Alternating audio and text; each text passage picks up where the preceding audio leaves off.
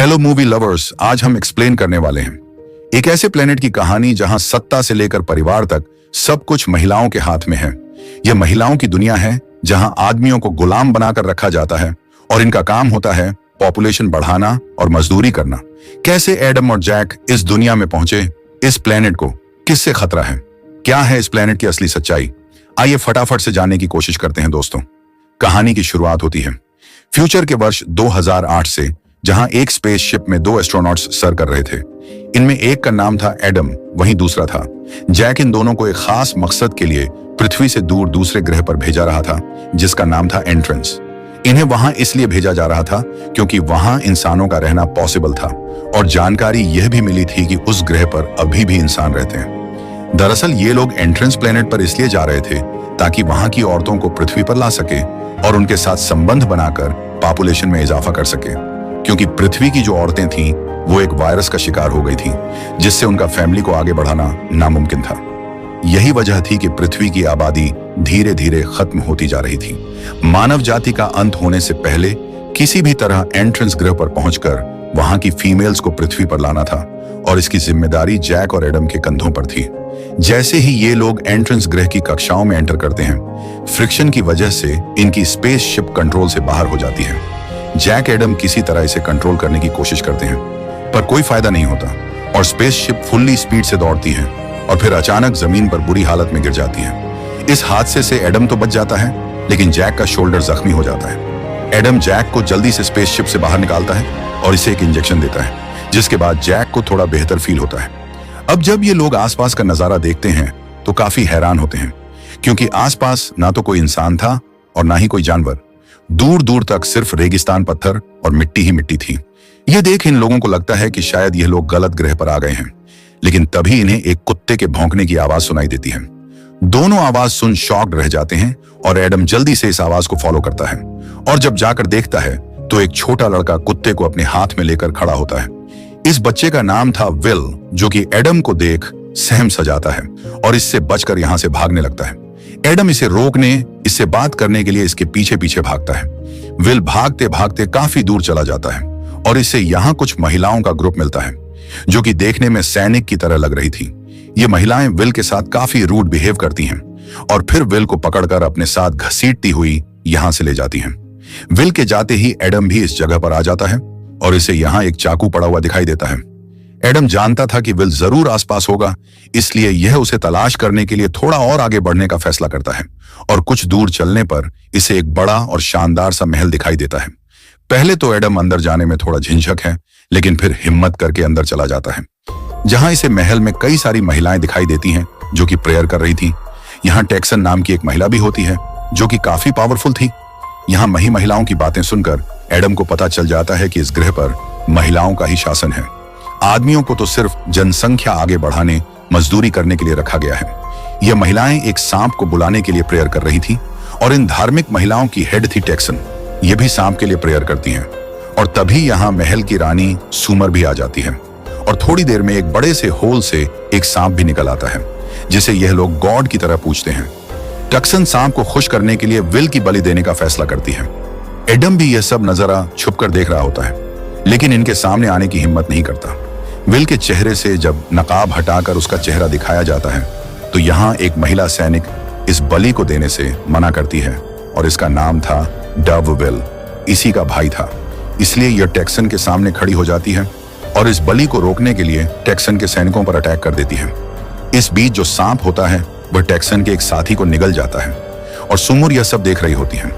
Dove जो थी वह सुमुर की खास गार्ड थी, इसलिए डव को बचाने के लिए सुमुर को भी इस लड़ाई का हिस्सा बनना पड़ता है। और यहाँ हमें पता चलता है कि सुमुर और टेक्सन दोनों एक दूसरे को बिल्कुल भी पसंद नहीं करती हैं। इन दोनों का अपना अलग अलग ग्रुप है। टेक्सन बहुत ही शातिर और खतरनाक महिला है, इसलिए महल के ज्यादातर लोग इसे पसंद नहीं करते हैं, लेकिन यह महल की रानी बनना चाहती है, इसलिए यह अपने साथ ज्यादा से ज्यादा लोगों को जोड़ रही है और इनका ग्रुप रिलीजियस है। वहीं जो सुमुर है वह महल की रानी होने के साथ साथ एक अच्छी महिला भी है और यह टेक्सन को राजगद्दी पर बैठाना नहीं चाहती, इसलिए दोनों में कुछ खास बनती नहीं है।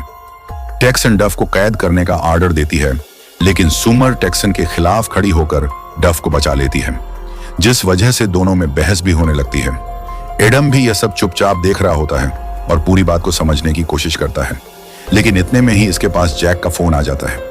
इसकी आवाज इतनी तेज होती है कि महल में मौजूद सभी माहिल यह आवाज सुन लेती हैं और एडम भी इनके सामने आ जाता है।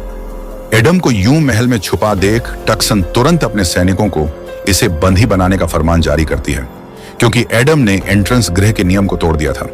दरअसल इस प्लेनेट पर किसी भी आदमी को छुपकर महिलाओं की बातें सुनने की इजाजत नहीं थी। यहाँ इस छोटी सी गुस्ताखी को एक बड़ा गुनाह समझा जाता था, इसलिए सैनिक एडम को पकड़ने के लिए आगे बढ़ते हैं, लेकिन एडम इनकी गिरफ्त में आने से पहले ही अपनी गन से हवा में शूट कर देता है और यहाँ से भाग जाता है। इस फायरिंग से महल में अफरा तफरी मच जाती है और इसी भीड़ भाड़ का फायदा उठाकर विल इस महल से अपनी जान बचाकर भाग निकलता है और भागते भागते एडम के पास पहुंच जाता है।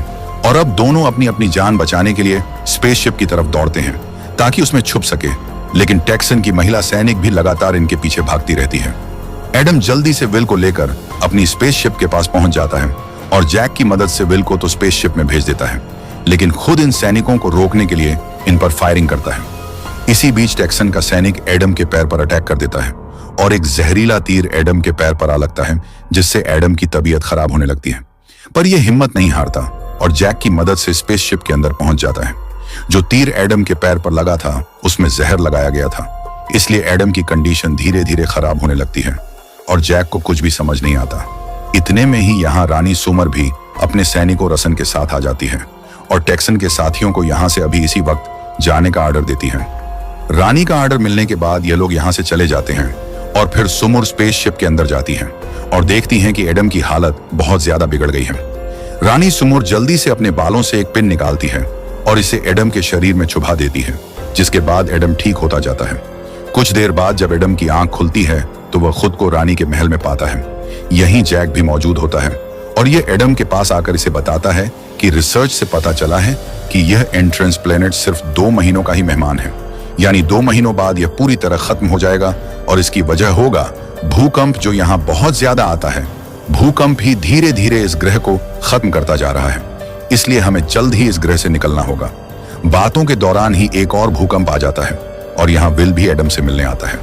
अभी ये लोग यहाँ से निकलने के बारे में सोच ही रहे थे कि इतने में सैनिक आकर एडम को रानी सुमुर के पास ले जाते हैं। एडम सुमुर को सारी सच्चाई बता देता है और कहता है कि हम दोनों पृथ्वी से यहाँ आए हैं ताकि यहाँ की महिलाओं को ले जा सके और पृथ्वी की पॉपुलेशन बढ़ा सके। साथ ही एडम यह भी बताता है कि एंट्रेंस ग्रह के पूर्वज भी पृथ्वीवासी ही थे। यह सुन सुमुर को भी एडम पर यकीन हो जाता है, क्योंकि सुमुर को भी यही बताया गया था। दरअसल ये लोग पहले पृथ्वी पर रहते थे, फिर उन्हें रिसर्च के लिए एंट्रेंस ग्रह पर भेजा गया। 100 सालों तक इन लोगों ने पृथ्वी पर जानकारी भेजी, लेकिन फिर कुछ प्रॉब्लम होने की वजह से ना तो ये पृथ्वी पर कांटेक्ट कर पाए और ना ही इन्होंने वहां जाने की कोशिश की, क्योंकि इन्हें यह ग्रह अब अपना घर लगने लगा था। सुमर टेक्सन के बारे में भी बताती है कि इस ग्रह पर जब ज्यादा भूकंप आने लगे थे तो लोगों ने भगवान में विश्वास करना शुरू कर दिया था और इसी धार्मिकता का फायदा उठाकर टेक्सन ने लोगों को अपने साथ जोड़ लिया ताकि वह लोगों की सपोर्ट से यहाँ की रानी बन सके, क्योंकि टेक्सन भी एक शाही परिवार से ही ताल्लुक रखती है। इसलिए टेक्सन का मानना है कि शाही परिवार के लोगों को ही इस ग्रह पर राज करने का हक है। इसके बाद रानी सुमर एडम को अपने साथ एक जगह लेकर जाती है जहां सिर्फ आदमी ही आदमी थे और इनसे यहाँ मेहनत मजदूरी कराई जा रही थी। ये लोग पत्थर तोड़ने का काम कर रहे थे। सुमुर आदमियों की इस हालत के बारे में बताते हुए कहती हैं कि एक दिन यहाँ आदमियों ने आसमान में सफेद रोशनी को देखा था, जिसके बाद इन्हें गुलाम बना दिया गया, क्योंकि यहाँ की महिलाओं का मानना था कि आदमी ही हर परेशानी का कारण है। यही वजह है कि इस ग्रह पर महिलाएं राज करती हैं, जबकि पुरुष सिर्फ काम और पॉपुलेशन बढ़ाने में हेल्प करते हैं। और तो और आदमियों को सांप को बलि देने के लिए भी इस्तेमाल किया जाता है। आदमियों की यह हालत देख एडम को बहुत गुस्सा आता है और यह सुमुर से मिसबिहेव करने लगता है, जिसे देख रानी सुमुर भी काफी गुस्सा हो जाती है।